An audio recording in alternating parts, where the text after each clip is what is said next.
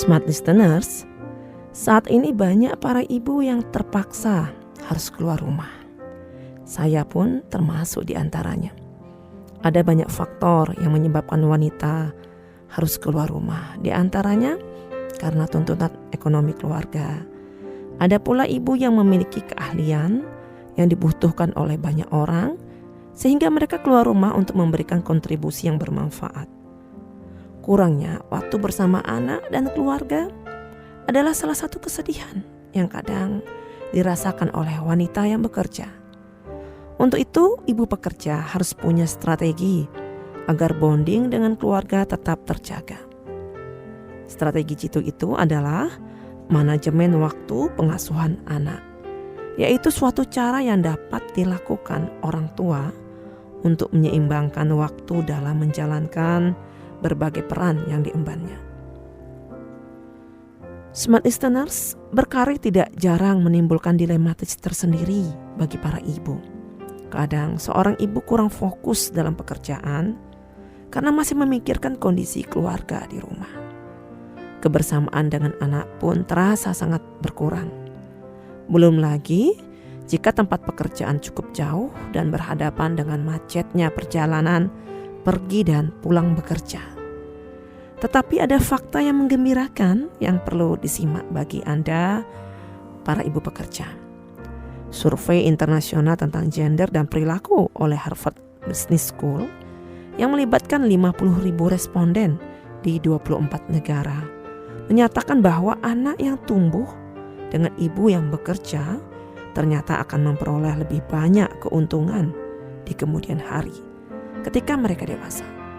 Anak akan mendapatkan manfaat dan pengetahuan yang lebih luas tentang apa yang harus dilakukan bagi hidupnya di kemudian hari.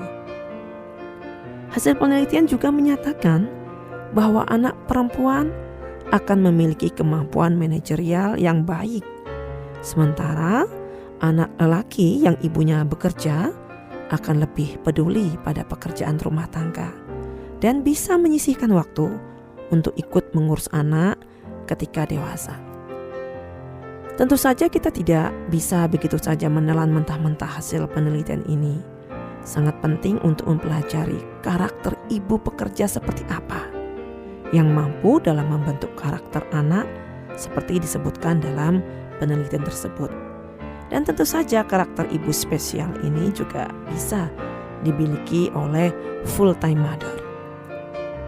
Nah, para ibu pekerja, masih ada beberapa hal yang tetap mampu Anda syukuri di tengah dilematis yang kerap dirasakan, sehingga bisa membangun kesuksesan pada diri anak sejak dini. Pertama, Anda terlatih dalam memanajemen waktu. Biasanya kegiatan yang dimiliki oleh ibu bekerja lebih beragam, maka situasi inilah yang akhirnya membuat Anda terlatih untuk memanajemen waktu antara pekerjaan dengan mengurus keluarga, berorganisasi ataupun bermasyarakat. Kedua, pendelegasian tugas.